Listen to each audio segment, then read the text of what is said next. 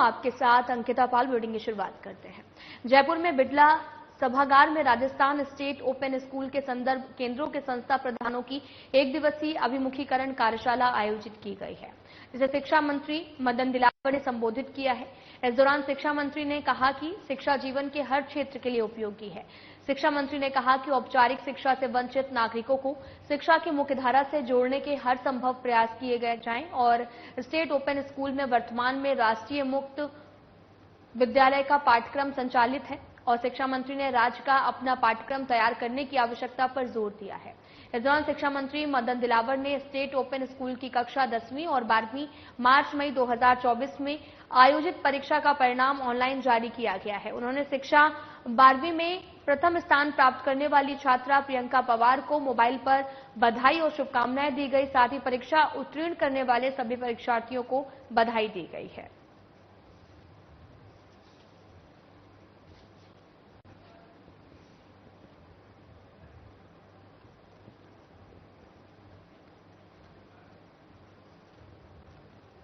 राजस्थान के मुख्यमंत्री भजनलाल शर्मा इन दिनों rising Rajasthan global investment summit 2024 को लेकर दक्षिण कोरिया जापान दौरे पर हैं। इसी कड़ी में मुख्यमंत्री भजनलाल शर्मा ने दक्षिण कोरिया के सियोल में रोड शो भी किया है। सीएम ने इस दौरे से rising Rajasthan global investment summit 2024 को कितनी मजबूती मिलेगी, देखिए इस रिपोर्ट में।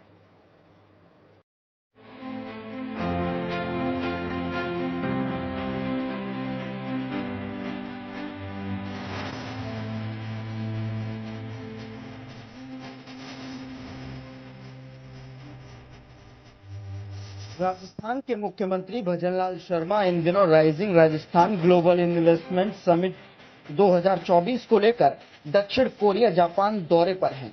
मुख्यमंत्री भजनलाल शर्मा ने दक्षिण कोरिया के सियोल में रोड शो के दौरान कहा कि राजस्थान में जल्द ही कई नीतियां लॉन्च होंगी।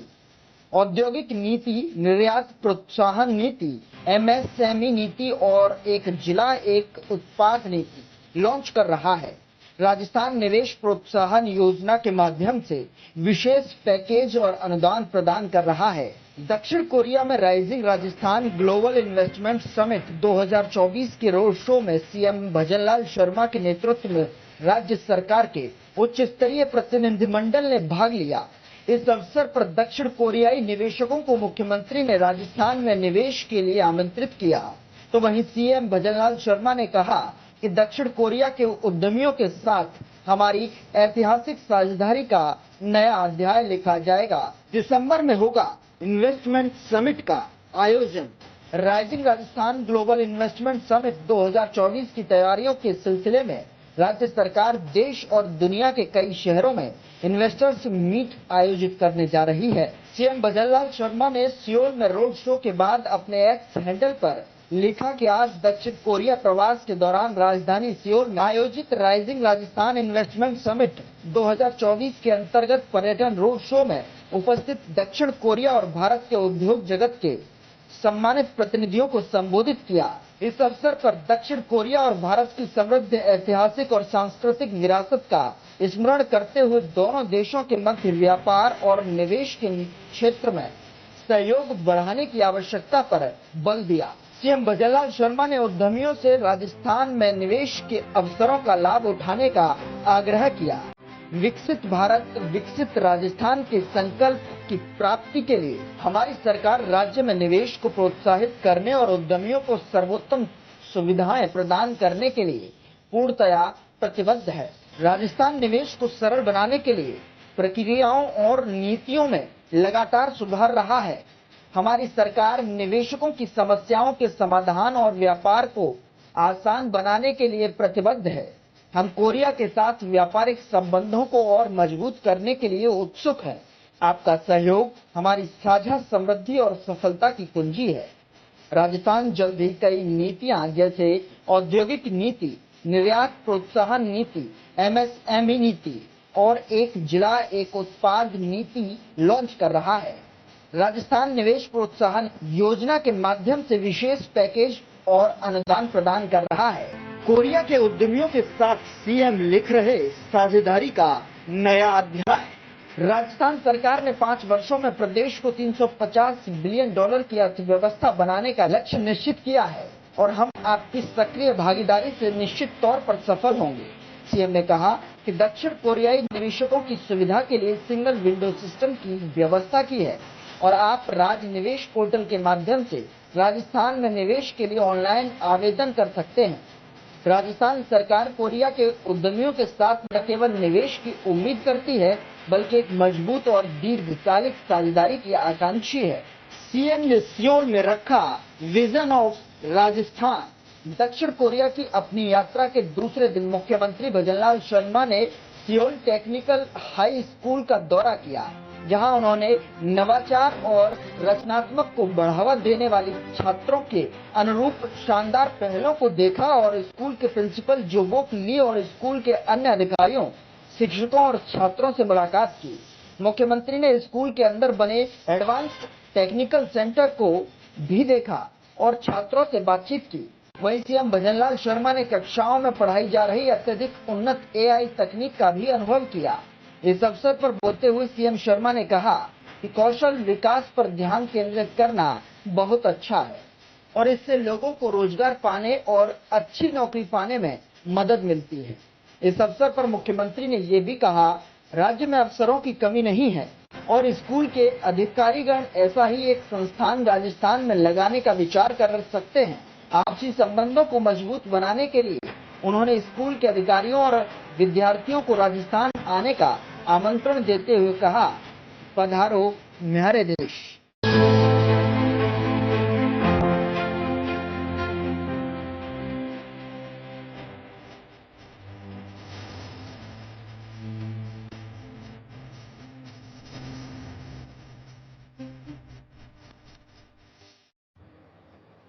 राजस्थान विधानसभा अध्यक्ष वासुदेव देवनानी ने मंगलवार को दधीची जयंती समारोह के स्टिकर रक्तदान, नेत्रदान, देहदान, महादान का विमोचन किया है। देवनानी ने समारोह के लिए शुभकामनाएं देते हुए कहा कि रक्तदान, नेत्रदान और देहदान मानव जीवन के लिए महादान है।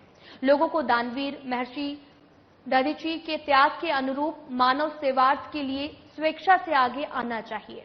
इस मौके पर राजस्थान प्रांतीय दधीची ब्राह्मण महासभा के प्रदेश अध्यक्ष राघव शर्मा, कार्यकारी प्रदेश अध्यक्ष अशोक सूटवाल और रघुवीर दाचिस मौजूद रहे हैं। वहीं इस दौरान देवनानी ने जानकारी देते हुए बताया कि वो बुधवार को दिल्ली जाएंगे। देवनानी दिल्ली में स्थानीय कार्यक्रम में भाग लेंगे।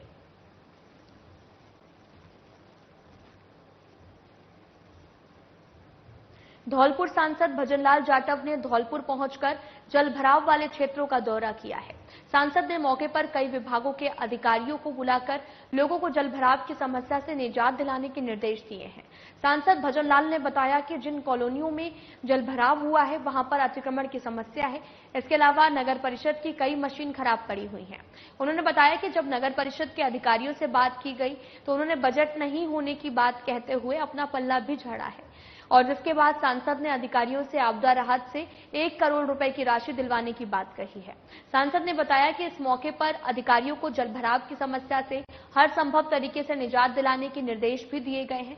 सांसद के साथ जलभराव वाले क्षेत्रों का दौरा करने पहुंचे कांग्रेस के कार्यकारी जिला अध्यक्ष साकेत बिहारी शर्मा ने बताया कि धौलपुर जिले की जनता ने बीजेपी को पूरी तरह से नकार दिया है, जिसको लेकर बीजेपी लोगों के साथ राजनीति कर रही है।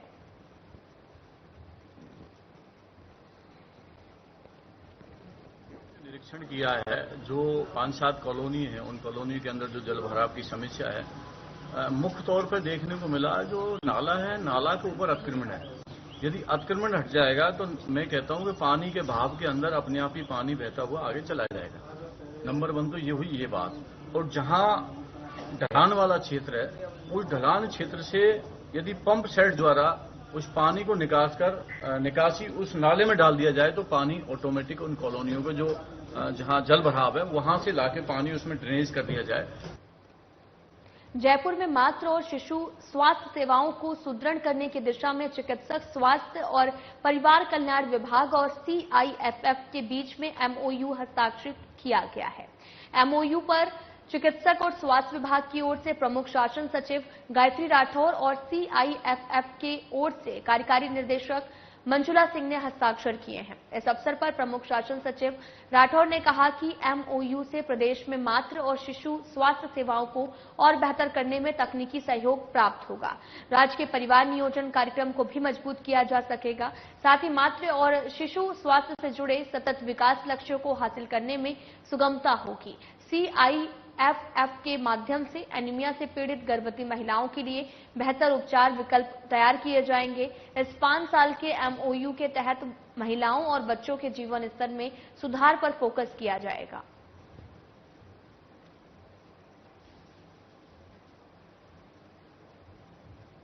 तो वहीं जयपुर में विश्व आत्महत्या रोकथाम दिवस पर आयोजित की गई है, जिसमें वीडियो कॉन्फ्रेंस के जरिए मिशन निदेशक NHM डॉक्टर भारती दीक्षित ने आत्महत्या रोकथाम को लेकर चर्चा की।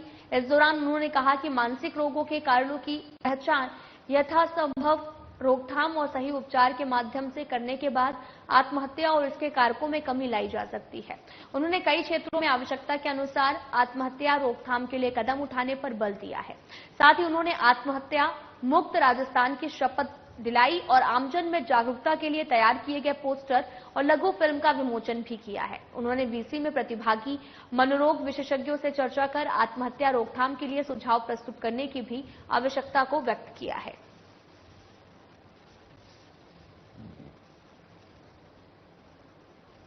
तो वहीं जयपुर में hotels and restaurant federation of Rajasthan के प्रतिनिधिमंडल ने पर्यटन सचिव रवि जैन से मुलाकात की है और 13 से 15 सितंबर 2024 तक जयपुर के बिरला ऑडिटोरियम में आयोजित होने वाले राजस्थान डोमेस्टिक ट्रैवल मार्ट की तैयारी पर चर्चा की है।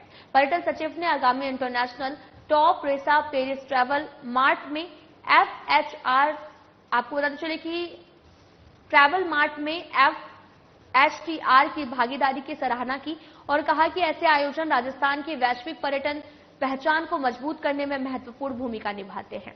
उन्होंने FHTR के राज्य पर्यटन को बढ़ावा देने के लिए प्रतिबद्धता की प्रशंसा की है और निरंतर सहयोग की आवश्यकता पर बल दिया है।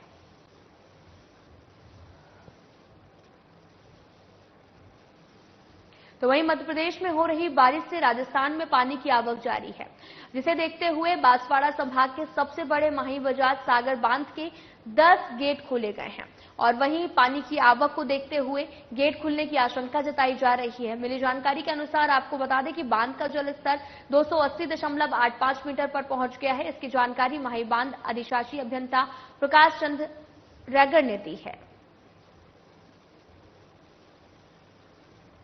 आपको बताते चलें कि पूरा मामला बांसवाड़ा से है, जहां पर राजस्थान में पानी की आवक लगातार जारी है।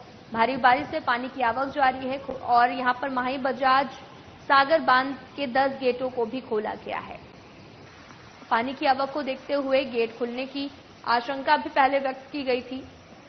मिली जानकारी के अनुसार आपको बता दें कि बांध का जलस्तर 280.85 मीटर पर पहुंच गया है। इसकी जानकारी माही बांध अधिशासी अभियंता प्रकाश चंद रैगर ने दी है।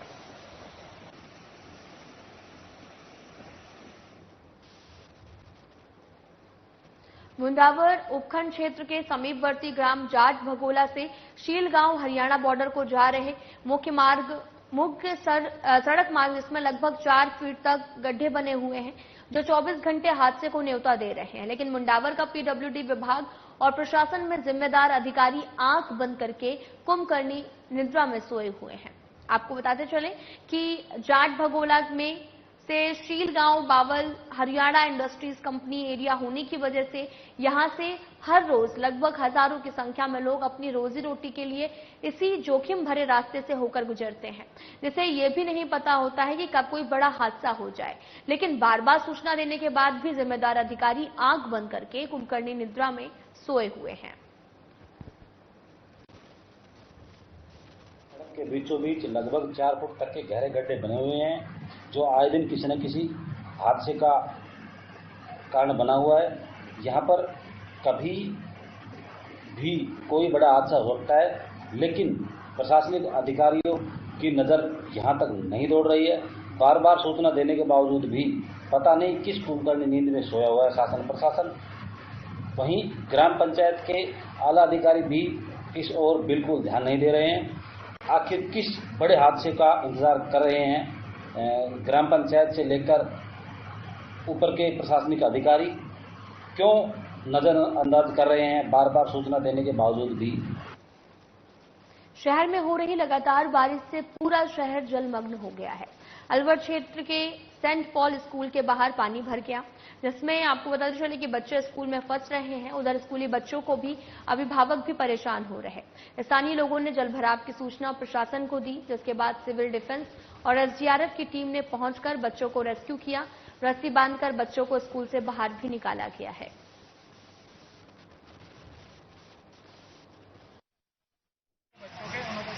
करके निकालने जैसे पहले सारे वैसे निकालते जा रहे हैं।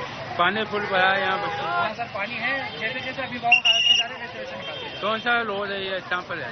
ये सेंट पॉल स्कूल के बाहर का गेट है। सारे बैग से भी निकालते हैं। सर पानी भर गया है, बच्चों को निकाल रहे हैं, प्रयास चल रहा है। लोगों में गाड़ियाँ वगैरह बंद हो रही है, पानी इकट्ठा हो गया स्कूल में। अभी थोड़ी देर पहले सूचना मिली थी। कहाँ पर है ये एरिया? कौन सा है? बच्चे भी फंस हो रहे, आप निकाल दिए उनको। हाँ, बहुत बेकार हालत है। हर बार वैसे वोट लेने आ जाते हैं, घर वालों से वोट मांगते हैं और ये पानी की सिस्टम सही नहीं करते। अभी पूरी गाड़ी डूब गई, आधा घंटा लग गया। अब इसको भी वो पैसे करवाने की सरकार देगी क्या? बहुत पानी है, गाड़ी पूरी डूब गई थी अभी।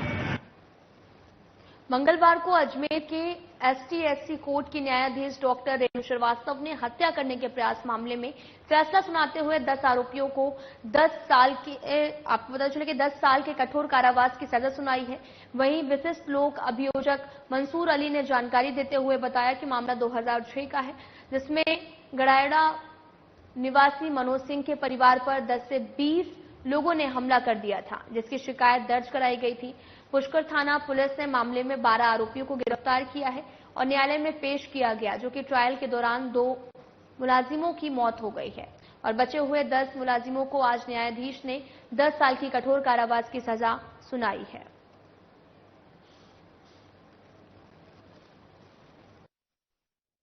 SC/ST अजमेर की जज श्रीमती डॉक्टर रेणु श्रीवास्तव ने एक पुराने पुष्कर थाने के मुकदमे में 10 आरोपियों को 307 के तहत 10 साल का कठोर कारावास व 10,000 रुपए की जुर्माना से सजा सुनाई है। मामला ये था कि दिनांक 2/7/2006 को परिवादी मनोहर सिंह, जो गनाड़ा का रहने वाला था, उसके वो फर्स्ट ईयर में पढ़ाई करता था। वो अपने खेत के ऊपर अपने पिता, माता, बहन, भाई सबके साथ जामुन तोड़ रहे थे। इसी बीच समय था 11 साढ़े 11 बजे का दिन का, और वहां पर 10-20 आदमी ने आके कुल्हाड़ी हथियारों से लैस होकर उनके ऊपर हमला बोल दिया। राजगढ़ क्षेत्र के ग्राम बैरेक में करीब 140 फुट गहरे कुएं में गिरने से एक गौवंश की मौत हो गई है।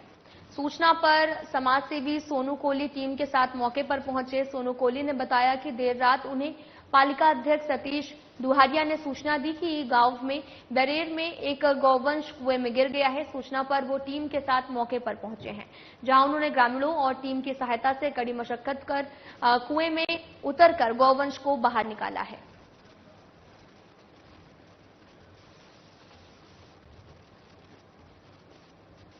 खबर राजगढ़ से है, जहां पर रेडी गढ़ी सवाई राम मार्ग के मध्य स्थित गांव चांदपुर के पास में एक चलती कार में आग लग गई है। चालक ने इंजन में धुआं उठता देखकर समय रहते कार को रोक लिया और कार से उतरकर जान बचाई है। कार चालक दौसा जिले के मुंडिया गांव निवासी लोकेश जोगीगढ़ी सवाई राम से रेडी की तरफ आ रहा था। कार देखते ही देखते आग का गोला बन गई, पूरी तरह से जलकर राख हो गई है और घटना की सूचना रेडी पुलिस और दमकल को दी गई है।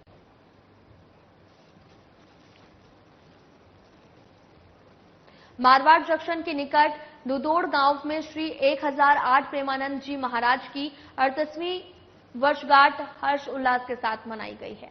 बीते रात्रि विशाल भजन संध्या का आयोजन हुआ और प्रातः समस्त ग्रामवासियों के तत्वाधान में विशाल शोभा यात्रा जुलूस का आयोजन किया गया। गांजे बाजे के साथ पूरे नगर से तरह तरह की झांकियां सजी। वहीं बैंड बाजे के मधुर भक्तिमय धुन और प्रेमानंद जी महाराज के जयकारों के साथ जुलूस निकाला गया। जुलूस में समस्त ग्रामवासियों ने हिस्सा लिया है। इस आयोजन पर राजपुरोहित समाज की ओर से राम प्रसादी का भी आयोजन किया गया है।